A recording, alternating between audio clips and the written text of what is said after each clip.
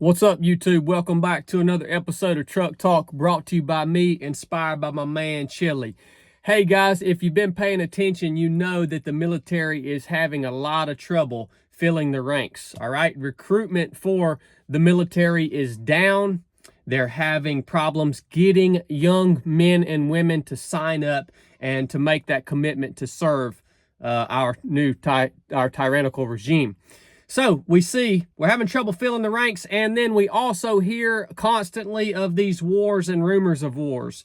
And whether it's in Israel or whether it's in the Ukraine or whether it's in Syria or Iran, or we constantly hear these wars and rumors of wars. So I have had many people ask me, well, what do you think about the draft? I have young people that reach out to me quite regularly and ask me, what would you do if they enacted a draft? And I think it's a valid question. Why is it a valid question? Because of what I just explained. Recruitment is down, and there's the potential for us as the United States of America to become engaged in another foreign war.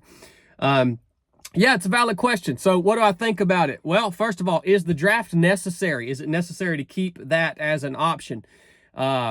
For our government to keep that as an option? Well, if our government wants to continue to police the world, then yeah, they better keep the draft as an option for them to be able to enact.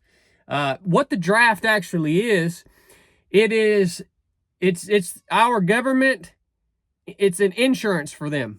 It's insurance for our federal government. It guarantees them the ability to be able to police the world, to throw their weight around, to go get involved in whatever conflict that they want to get involved in, to fit their agendas and to fill or to line their own pockets with money.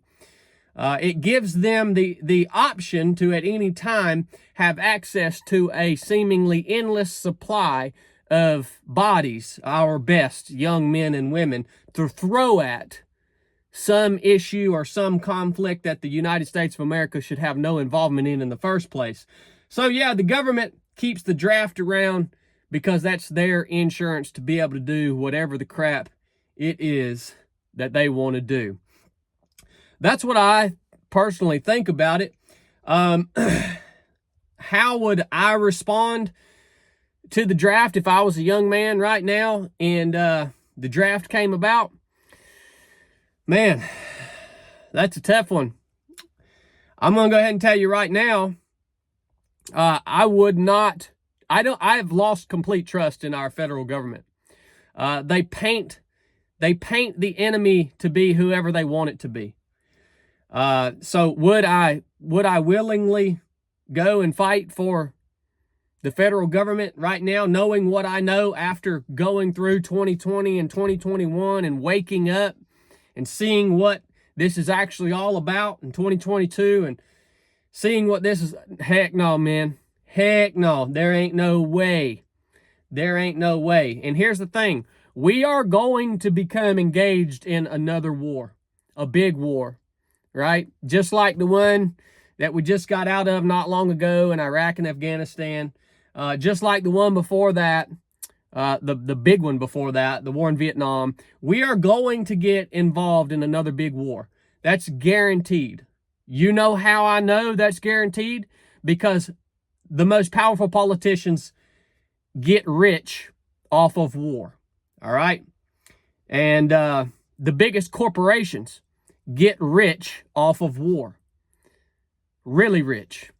That's why we were in Iraq and Afghanistan for 20 years. That's why we were in Vietnam for as long as we were in Vietnam. There's a good documentary on Vietnam on Amazon Prime done by Ken Burns.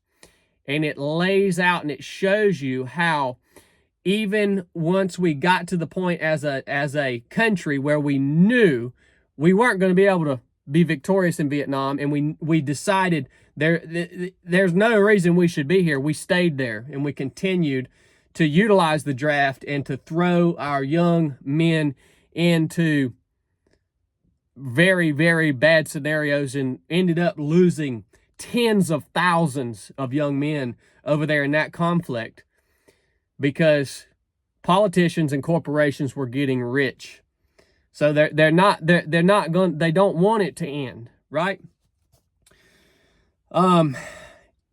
you young men, you're in a tough spot.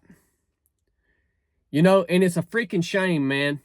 It's a freaking shame. It really is, because I understand you guys want to be in the military. I understand you guys want to serve your country.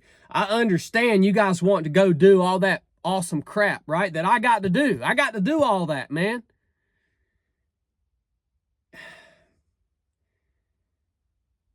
I don't know. You're in a tough spot. What I'm going to tell you, the best thing that you could be doing right now as a young man, hold tight, be trained, figure out how to stay in shape, right?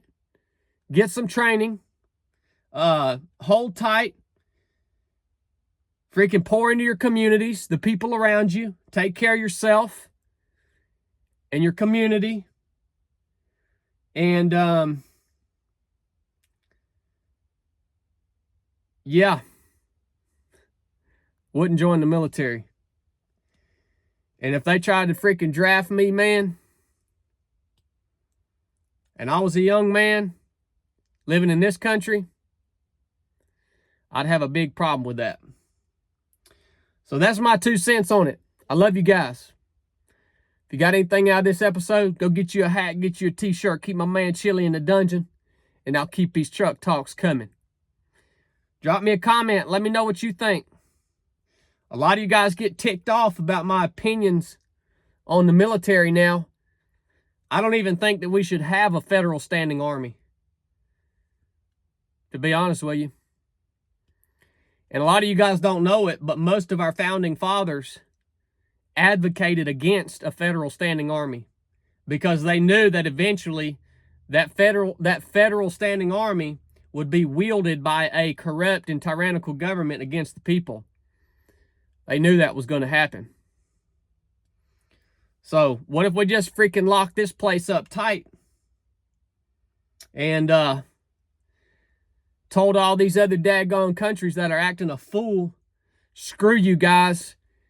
And let me tell you what, if you want to step foot, if you want to come here and you want to mess with us, we're going to freaking wipe you out, son.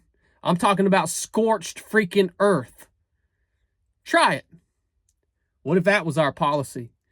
Instead of being involved in all these proxy wars and all this bull crap, our best of the best men and women getting killed for stupid conflicts that have nothing to do with the United States of America. That's been happening, man.